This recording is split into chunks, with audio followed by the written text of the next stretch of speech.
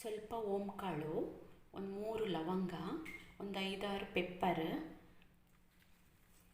ಇದು ವೀಳ್ಯದೆಲೆ ಕಟ್ ಮಾಡಿದ್ದು, ಸ್ವಲ್ಪ ಶುಂಠಿ. ಇವಿಷ್ಟು ನೀವು ಕಲ್ಲಲ್ಲಿ ಗುದ್ದಿ ಅದರ ರಸ ತೆಗಿಬೇಕು.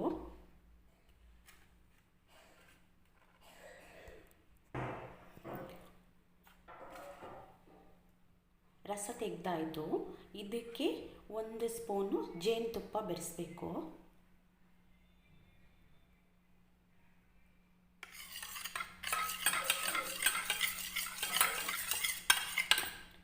ಇದು ಮಕ್ಕಳಿಗೂ ದೊಡ್ಡವರಿಗೂ 1 ವರ್ಷದ ಮೇಲಿನ ಮಕ್ಕಳಿಂದ ದೊಡ್ಡವರ ತನಕ ಈ ಕೆಮ್ಮು, ನೆಗಡಿ, ಜ್ವರ ಬಂದಾಗ 1 ಸ್ಪೂನ್ ಬೆಳಿಗ್ಗೆ, 1 ಸ್ಪೂನ್ ಸಂಜೆ ಕೊಟ್ಟರೆ 3 ದಿನ ಕೊಟ್ಟರೆ ಕೆಮ್ಮು, ನೆಗಡಿ, ಜ್ವರ ಕಡಿಮೆ ಆಗುತ್ತೆ.